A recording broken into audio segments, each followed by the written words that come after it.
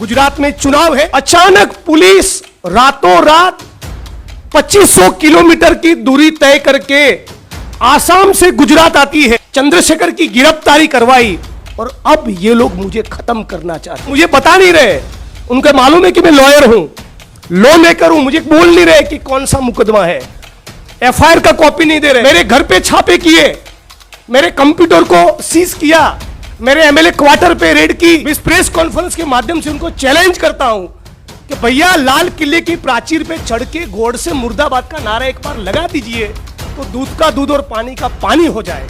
एक महिला को आगे किया, ये है 56 इंच की कायरता, ये है 56 इंच की बुजदिली। चैलेंज के साथ कह रहा हूं, मोदी साहब भी गुजरात से है, हम भी गुजरात से है, फ्लावर नहीं फायर है, झुकेगा नहीं।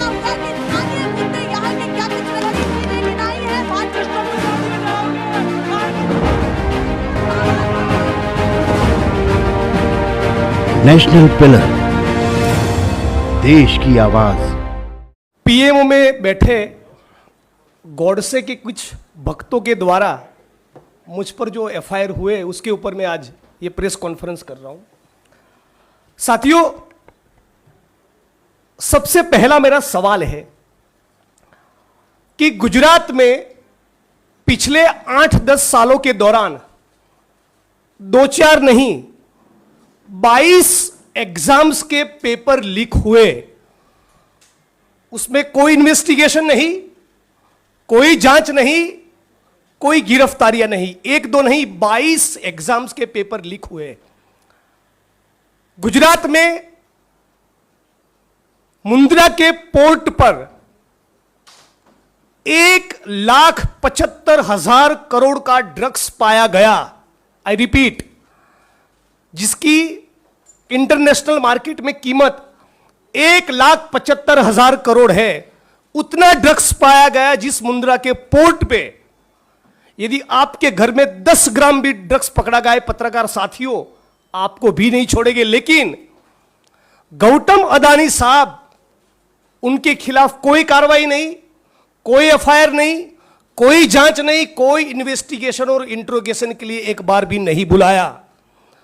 गुजरात भाजपा की एक दलित समाज की महिला कार्यकर्ता ने भाजपा के सिटिंग मंत्री के खिलाफ बलात्कार करने का, लगातार बलात्कार करने का इल्जाम लगाया।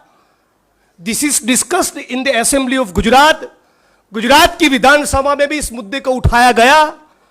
उस मामले में पर भी कोई इन्वेस्टिगेशन नहीं, कोई जांच नहीं, कोई एफआईआर नहीं। इस देश में धर्म संसद के नाम पे एक स्पेसिफिक समुदाय के लोगों के जीनोसाइड का कॉल दिया जाता है, कोई इन्वेस्टिगेशन नहीं होता, कोई जांच नहीं होती। कुछ लोग पब्लिकली कहते हैं कि गोली मारो सालों को, फिर भी इसमें इन्वेस्टिगेशन नहीं होता, जांच नहीं होती, एफआईआर नहीं होती। और मेरे केवल एक ट्वीट करने पर पीएमओ में बैठे गॉडसे के भक्तों ने इतने संगीन 2 एफआईआर मुझ पर कर दिए। What does it show? ये क्या दिखाता है? गुजरात की सरकार, प्रधानमंत्री और देश की मोदी सरकार की मंशा क्या है, उनका इंटेंशन क्या है, उनकी प्रायोरिटी क्या है? 1,75,000 करोड़ का ड्रग्स पकड़ा जा रहा है, उसमें आप किसी की जांच नहीं करना चाहते।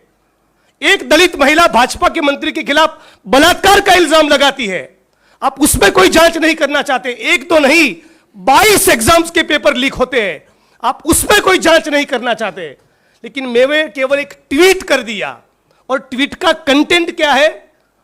मैंने केवल यही कहा कि गुजरात के हिम्मतनगर, खंभात और वेरावल, इन 3 जगह पर जहां पर कम्युनल टेंशन हुआ है, कम्युनल क्लैशेस हुए हैं, तो चूंकि जब प्रधानमंत्री गुजरात से है और वो गुजरात के दौरे पर है, गुजरात आने वाले हैं, तो मैं उनको विनती करता हूं कि महात्मा का मंदिर बनाने वाले प्रधानमंत्री मोदी साहब, इस कम्युनल इश्यूज को देखते हुए आप जब गुजरात आ रहे हैं तो प्लीज शांति और अमन बनाए रखने का अपील करें। मैंने उनको यही अपील किया है कि आप गुजरात की जनता को कहें कि दंगा फसाद ना हो, पीस और हार्मनी मेंटेन करिए। क्या इस देश में शांति और अमन बनाए रखने का अपील प्रधानमंत्री करे, ये कहना कौन से कानून के तहत ये ऑफेंस बनता है?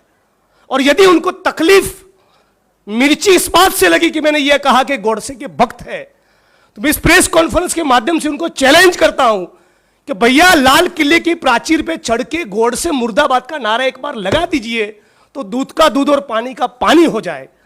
आज जो भी सब्जेक्ट पे इस देश के न्यूज चैनल्स में डिबेट हो, वहां भाजपा के सारे पत्रकार कहे कि गोडसे मुर्दाबाद, तो वो सवाल ही नहीं रहेगा। लेकिन आप शांति और अमन का अपील नहीं करना चाहते, और 19 तारीख को मेरे खिलाफ एफआईआर होता है, मैं सिटिंग एमएलए हूं, अचानक पुलिस रातों रात 2500 किलोमीटर की दूरी तय करके आसाम से गुजरात आती है। 19 तारीख को एफआईआर हुआ, मुझे समझ नहीं आ रहा है उन्होंने कितने बजे फ्लाइट बुक करवाया। कोकराझार पुलिस स्टेशन और गुवाहाटी 4 घंटे की दूरी है, 4.5 घंटे होते हैं। वहां से आप गुवाहाटी पहुंचते हो, गुवाहाटी से बेंगलोर का फ्लाइट, बेंगलोर से अहमदाबाद का फ्लाइट, अहमदाबाद से आप 140 किलोमीटर दूर वडगाम मेरा कॉन्स्टिट्यूंसी, वहां मुझे गिरफ्तार करने आए। मतलब कि कहीं ना कहीं एफआईआर करने से पहले आपके फ्लाइट की टिकट्स बुक हो चुके थे। मुझे बता नहीं रहे, उनको मालूम है कि मैं लॉयर हूं, लॉ मेकर हूं, मुझे बोल नहीं रहे कि कौन सा मुकदमा है। एफआईआर का कॉपी नहीं दे रहे, कौन सी सेक्शंस लगी वो नहीं बता रहे। मेरे परिवार से, मेरे माता पिता से बात करने की अनुमति नहीं, मेरे लॉयर से बात करने नहीं दिया। यहां तक कानून के धजिया उड़ाकर एक एमएलए का जो प्रोटोकॉल और प्रिविलेज होता है उसके तरफ पूरा ब्लाटन डिसरिगार्ड करते हुए गुजरात की विधानसभा के स्पीकर को भी पताया नहीं, उनको भी पताया नहीं, उनको भी जान नहीं थी, उनको भी पता नहीं था कि हमारे एक सिटिंग एमएलए को आसाम पुलिस गिरफ्तारी करने के लिए आई है। वो जब आसाम पहुंचे, शायद उसके बाद मैं उनकी कस्टडी में गया, तब शायद गुजरात की विधानसभा के स्पीकर को बताया गया कि आपके एमएलए को हम लोगों ने गिरफ्तार किया है। तो मैं तो मानता हूं ये आसाम की पुलिस ने गुजरात की अस्मिता और गुजरात के गौरव को खंडित किया है, और ये गुजरात की सरकार के लिए शर्मिंदगी की बात होनी चाहिए। इसमें उनकी इतनी थू हुई, बावजूद उसके उनको शर्मिंदगी महसूस न हुई। एक महिला को आगे किया और दूसरा एफआईआर मुझ पे करवाया। मैं मानता हूं इससे बड़ी बुजदिली और कायरता कुछ नहीं हो सकती। मैं ये कहना चाहूंगा कि ये है 56 इंच की कायरता, ये है 56 इंच की बुजदिली। आप एक महिला को आगे करके 2500 किलोमीटर दूर बैठे किसी सिटिंग एमएलए के खिलाफ इतना फर्जी मुकदमा करते हैं। और ये केवल मेरा एलिगेशन नहीं, मेरे पास आसाम की जुडिशरी का बेल ऑर्डर है। क्या कहती है आसाम की judiciary? Instant FIR in the second information and seems to be manufactured. ये एफआईआर मैन्युफैक्चर्ड है, ये आसाम का जुडिशरी कह रहा है। उनका कमेंट है, this FIR is not maintainable. मेरे खिलाफ कोई मुकदमा बनता ही नहीं। आसाम की जुडिशरी कह रही है, commission of the offence under the section 353 IPC prima facie is not establish. Prima facie मेरे खिलाफ कोई केस बनता ही नहीं। No sane person will ever try to outrage the modesty of a lady police officer in presence of 2 male police officers. ये आसाम की judiciary कह रही है। The contrary to the FIR, the victim woman has deposed a different story before the learned magistrate। जज महोदय के सामने उन्होंने कुछ कहा और एफआईआर की जो सूचना है, एफआईआर में जो इंफॉर्मेशन है, जो एलिगेशन है मेरे खिलाफ, दोनों के बीच में बहुत अंतर है। कौन कह रहा है? ये बेल का ऑर्डर कह रहा है।